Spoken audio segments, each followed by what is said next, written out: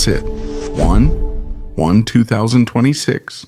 We are in the 4th year and day 312 since the beginning of the full inversion. Welcome, I greet you, for the daily situation report. In today's report, we see some interesting developments near Pokrovsk. We also see what might be ahead of us this year, especially on the Ukrainian side. I'm talking about technical developments here. And what we will also see is a really well-executed coup. A very good intelligence operation on the Ukrainian side, which will also be the title of the thumbnail.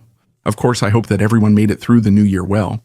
It's great that, as always, you are all here with us. Also joining us is a new lieutenant colonel, namely Lieutenant Colonel Freddy, who will be the 5th lieutenant colonel to lead the members of the channel. He will join Renicky, Robert, Scylla, and Dietrich on the Wall of Fame. A warm welcome. The Ilsky oil refinery in the Krasnodar region, with an annual capacity of around 6.5 million tons, was the target of a Ukrainian drone attack and is thus the first confirmed Russian refinery to be hit in 2026. The attack is part of the ongoing campaign against critical Russian energy infrastructure deep in the hinterland, and once again confirms Ukraine's continued ability to strike. Quite far from the front, in 2026, another qualitative shift is taking place on the battlefield. Ukraine will likely take the drone war to the next level. Networked cheap FPVs with AI-assisted target acquisition may eventually be able to operate in swarms and further densify the kill zone, making infantry assaults and resupply nearly impossible for the attacker. It all sounds futuristic, but it's already been tested in Ukraine for a year and a half. And since we've already seen a massive buildup and development process in the armed forces on both sides over the past few years, especially in the drone sector, on the Ukrainian side, this is no longer just talk about the future. At the same time, unmanned ground systems are becoming more widespread. Ukrainian UGVs are increasingly handling fire support, logistics, reconnaissance, mine laying, and recovery, both in and outside danger zones. This is intended to save manpower, since an entire group can be replaced by a robot, just like back then near Rudinsky. This is complemented by the German remote-controlled howitzer 155, which, with its highly mobile shoot and scoot capability, can systematically put Russian artillery under pressure. In combination, this means increasing Russian losses while Ukrainian exposure continues to decrease, at least in theory. But this must still prove itself this year, and at the same time, I'm also quite curious to see what innovations the Russians will bring to the market. We were fooled and we fell for it too. Our media, the Russians, Ukrainians, their bloggers, Russian intelligence, myself, basically everyone. Do you remember when all major channels, even the Ukrainians themselves, news channels and reporters, including myself, reported that the head of the Russian Volunteer Corps was killed a few days ago during an operation in the Zaporizhia region? There's an update on that, just a quick refresher. The official Telegram channel of the Russian Volunteer Corps is a militia made up of former Russian soldiers, or ethnic Russians. But they went to Ukraine to fight against the Russians for various reasons. That means they are fighting their own countrymen in Ukraine. That's right. And it was this militia's Telegram channel that reported their leader's death during a combat mission on the southern front. That's the best kind of source you can get in this case, since they're confirming their own loss and not that of the opposing side. But as it turns out, he didn't actually die. He's still alive. So why was this false report made in the first place? Why would anyone spread such a report only to show him alive a few days later? I mean, what would be the point of that? And what's the point behind it? Well, you could say it's to steal about $500,000 from the Russians. Here we see him in talks with the Ukrainian head of intelligence, with Budanov himself, who welcomes him back with those words. According to the Ukrainian Military Intelligence Service Main Directorate of Intelligence of the Ministry of Defense of Ukraine, this was not a mistake, but a deliberately set ruse. The Kremlin had placed a bounty of around $500,000 on Denis Kapustin. So Russian intelligence services gave some people in Ukraine the incentive to betray Denis Kapustin in order to eliminate a militia leader, which would have cost him $500,000.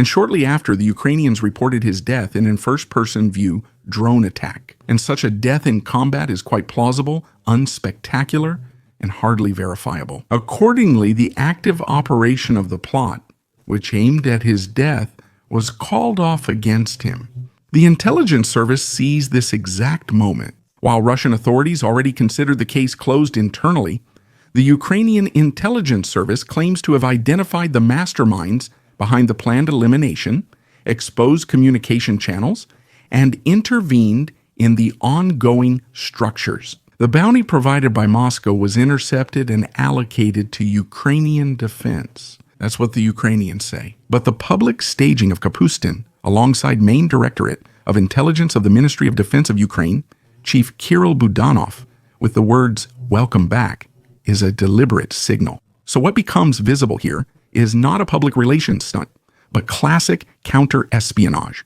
The enemy thinks their target is dead and relaxes, giving us time to uncover networks and shift resources. That media worldwide, including Ukrainian authorities and reporters like myself, spread the news of the death only adds credibility to the deception. So, in the end, it should be noted that the attempt to eliminate Kapustin not only failed but apparently backfired on its own initiators. Instead of a neutralized opponent, there is now an exposed Russian intelligence service, and a little.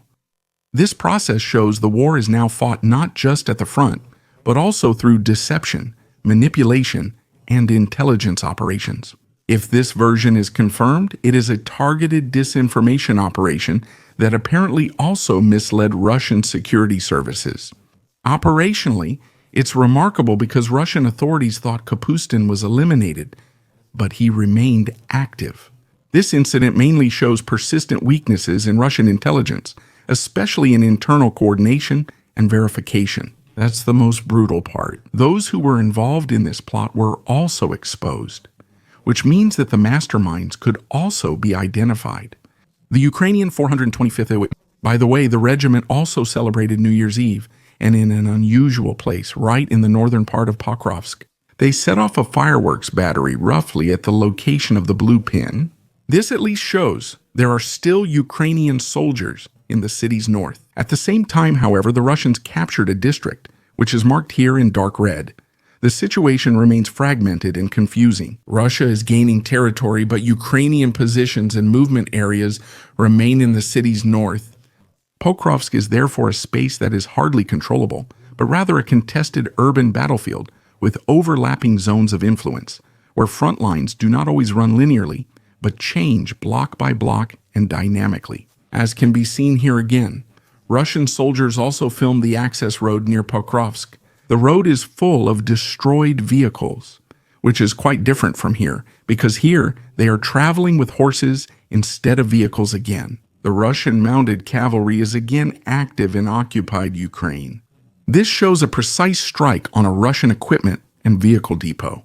In the footage, numerous completely destroyed vehicles can be seen, while large amounts of ammunition were left unprotected in the field. This indicates a hasty or insufficiently secured relocation.